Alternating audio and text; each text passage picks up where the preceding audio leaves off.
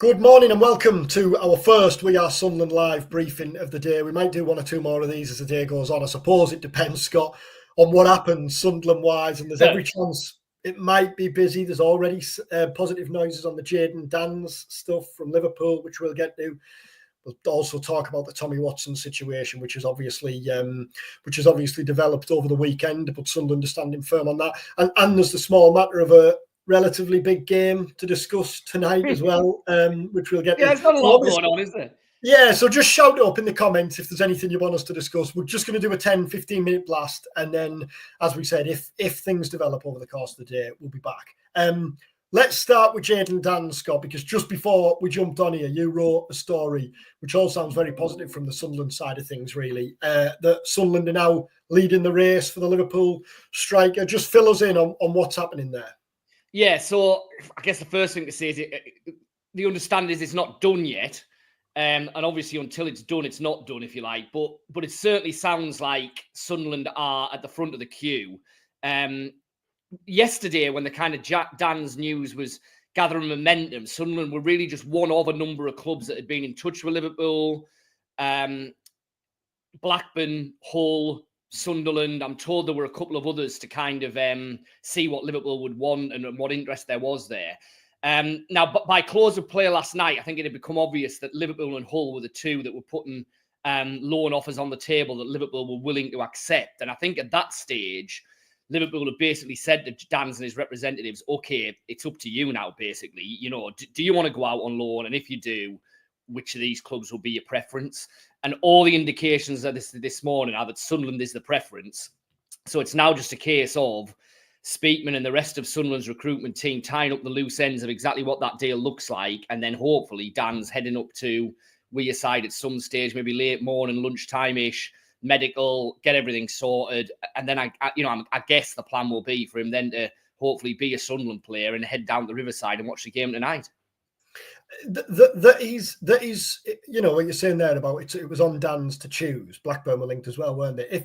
If he's chosen Sunderland, I mean, you can see why he has, first of all, hellfire, can't you? You know, purely on league table alone, before you get into everything else. Sunderland are battling for promotion, the whole a fighting relegation.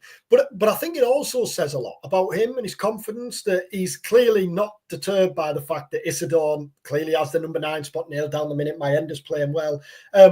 He'd be coming in to back himself, which you'd expect, wouldn't you, from a 19-year-old who's at first team football for the Premier League and leaders and probably the best team in Europe at the minute?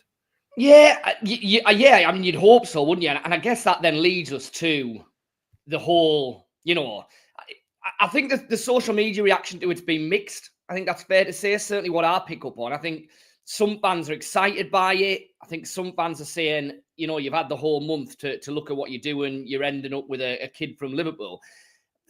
There's various strands to this. I mean, Sunderland have tried various different avenues to sign a striker this month. You know, they have Brereton Diaz, we know, Cannon, we know. I'm told there was at least 2 or 3 others that they've got fairly far down the line with in terms of discussions. I think Sunderland have found it hard for a number of reasons. One, as you say, Isidore is the number 9 at the minute, will probably stay as the number 9, at least in the short to medium term, unless something goes wrong there. Lebris clearly rates him, clearly values him. So if a player comes in, are they going to play? If you're looking at a permanent deal, I think Sunderland have found the balance difficult between wanting a player for now, to help them out now, to potentially help them get to the Premier League. But then if you do get to the Premier League, do you want to be saddled with a player who you've really signed for the Championship in mind on a 3 or 4 year deal on what will be pretty big money in terms of Sunderland's wage bill, to then be kind of stuck with that player in the Premier League? So I think Sunderland have found it difficult this month. It's got to the stage, as Lebris was saying in the press conference last week, where, you know, you really need somebody. You can't go past this window with nobody, because then you really are leaving yourself exceptionally light. So where do you go in the last couple of the days of the window? Well, Sunderland have turned down the Premier League loan route. You know, yes, I know Sunderland have been burnt by this before, Mason Burstow, etc., etc. These loans don't always work out. I do think Danns is in a different position to what Burstow was when he came in. I mean, this is a player who played in the Carabao Cup final last season, has played Champions League football for Liverpool. All right, you know, has not been close to being a first-team regular at Liverpool, but has got himself into a position where first Klopp and then Slot thinks that he's, at least to a degree, first team ready. Okay, he's never played regular championship football. We don't know how to adapt to this level. All of that, yeah, I take that on board. But, I don't think this is a case of Sunderland panicking and signing a completely untried 18-year-old. I think Danns is better than that. And on the untried striker thing, and obviously there was the links at the start of the window. Is there any chance of a kind of longer term project signing coming in alongside Danns today? I mean, I think Sunderland is still in talks on that front. We've all seen the talk about Frigan that obviously ran through. I mean, I think that stalled certainly when Westerlo started quoting figures and Sunderland felt that they were way out of kilter with what they'd want to pay. If a deal was there to be done, yeah, I think they would do it. But it's the absolute priority today was to bring in somebody who can help out between now and the end of the season, and they feel Danns is that player. Now, if on top of that you can do a longer term one, yeah, I think they'll look to do it. But as of what I was told this morning, I don't think there's anything absolutely imminently in the pipeline, and it would probably need clubs that Sunderland have already been talking to this month to shift their position for Sunderland to feel that was a worthwhile deal to do right now. And where are we at with Watson? Because obviously the reports emerged over the weekend, Brighton, and then various clubs have since been linked. Villa, Tottenham, a couple of those mentioned. But Brighton are the ones who firmed up their interest, as they did in the summer. Now, their summer bid was late and, audacious wouldn't be doing it justice, would it really? It was a couple of £1 million, very, very late in the summer window, was never going to happen. Suggestions last night that they're now bidding 9 million with potential of rising to 12. That was turned down. Where are we at with that? Yeah, I mean, that's obviously a big leap, isn't it? And you suspect it's certainly getting closer to a point where Sunderland would have a decision to make. So my understanding is Sunderland don't particularly want to lose Watson this window for obvious reasons. Think he can be valuable between now and the end of the season, but also think he's a really exciting long-term prospect. That said, how much football realistically is he going to play between the end of the season? If Mundle comes back and is fit, and if Lafay is around it and can play on that side, I could understand why Sunderland would look at it and think, okay, well, if we're going to lose anyone from the first team squad today, Tommy Watson, for all he's got this abundant potential, probably feels less damaging than selling a Dan Neil or a Rig or a Job or whatever, who clearly is a regular first teamer under Labris. Watson's developed this season. It's his breakthrough season. He's not a regular first team starter yet. So I think if Sunderland, if this gets to a point where you're talking 12 up front, rising to 15, 18 with a big sell on, I think Sunderland might find that hard to turn down. Now, that's not from, don't take that as I'm being told by sources, we're going to sell Tommy Watson today. That's not the case. But I could understand why Sunderland might feel this has got to a point now where it's starting to really get difficult to say no to. It's not there yet. Will Brighton come back? Possibly. There's been talk of Villa. There's been talk of Palace. Will they firm up into an offer? Well, they haven't yet, but, we're still a fair way off the deadline yet. I mean, it's a case of Sunderland waiting to see what bids arrive on the table. Like I say, they don't want to be accepting a bid this month, but it's starting to edge towards a point where it might be difficult for them to say no. It's so, we were talking about this in the press room last week. It's so hard, I think, on Watson to talk about his valuation, because it's clearly based all on potential, really. Yeah. We know how much of a talent he is. We've seen it, but he's played so little football. Brighton are buying him on what want to buy him on what he's capable of in the future. And someone's valuation would clearly be based on what he's capable of in the future, which makes it so difficult to put numbers on it, doesn't it? It does. It really does. I mean, it's not quite the same, is it? Because Watson is an academy product who Sunderland have had since he was, a really, really young kid. There are parallels to Boro and Morgan Rogers this time last year, who was in and around their first team, wasn't playing every week. They've sold him to Villa. Look where he's at now. Now, what Boro did very cleverly in that deal was they inserted a whole host of add-ons, playing for England. Well, he's already ticked that box. Playing in the Champions League, he's ticked that box. X amount of appearances for Villa, he'll be ticking that box. they've also got a hefty sell-on clause there. If Sunderland are going to sell Watson, that's what they'll need to do, and I'm sure they will. Because Watson can get to all of those levels. So Sunderland need to be sure that they're covering all their bases if they are going to do that deal. And on top of that, they'll want a decent fee up front as well, because we know, we've seen the potential, we've seen their excitement. Clearly, there are a number of Premier League clubs who share the thought of where Watson could go to in the future. So, yeah, watch this space. Like I say, as things stand at the moment, there has not been a bid that Sunderland would feel remotely compelled to accept. Might that change between now and 11 o'clock tonight? Yeah, it might. Anything else?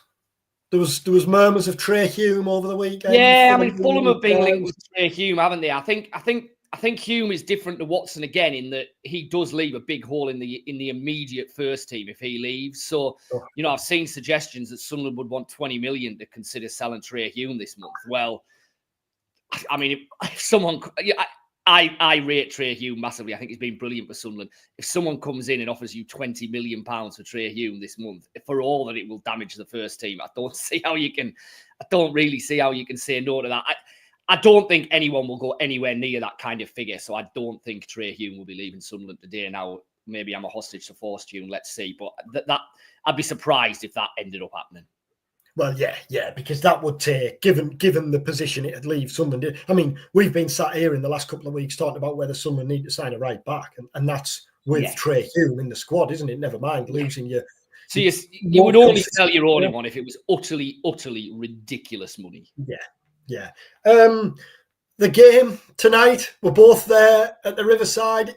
I mean, it's going to creep up, that, isn't it? We're going to be spending all day, manically doing this, that, and the other, and all of a sudden they'll be kicking off at the Riverside. Yeah. And I mean, the suggestions are really at both ends that, or certainly the hope that the transfer business is going to be wrapped up by the time the game rolls around tonight.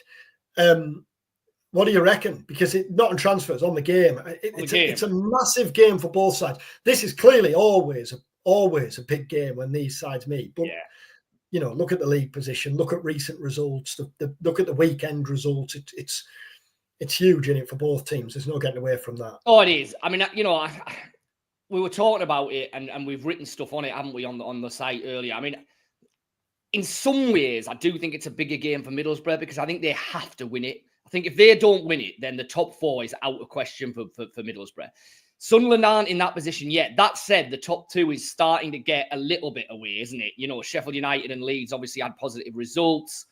So if you're gonna keep real tabs on the top two, you'd want to be at least taking something from tonight's game. And then, it's just a massive game because of the regional element to it, the fact that it's two teams in the top six going head to head, etc., etc., etc.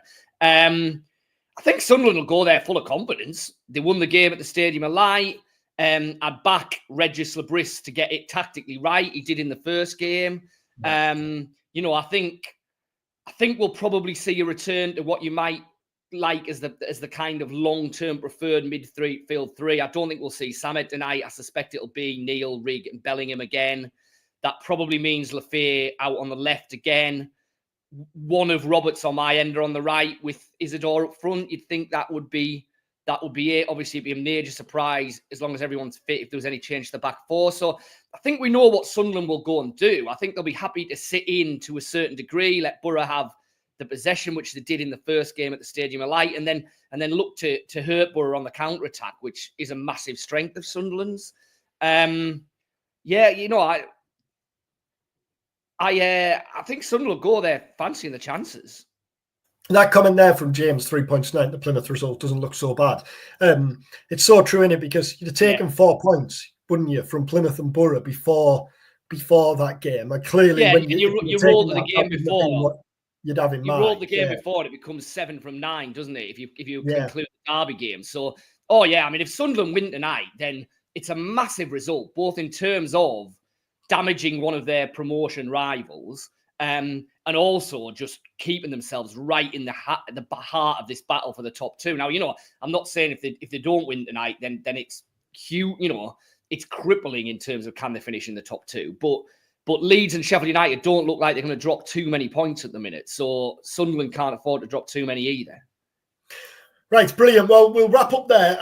As we said, we might jump back on throughout the day if things develop. If you haven't subscribed to the channel yet on YouTube, then please just tap the button below and subscribe. Because if you're new to us, then we tend to have a chinwag at least once a week and talk all things Sunderland. Obviously, you can subscribe to We Are Sunderland, the site as well. That's only £1 for 6 months, which is well worth your money on there. Keep an eye on both of our socials. Obviously, the day progresses and we'll bring you the latest on the transfer front. If you're heading down to the Riverside tonight, then enjoy the game, safe travels. We might speak again before then, but as we said, just keep an eye on the socials and we'll update you as and when. Brilliant. Thanks for watching. Take care.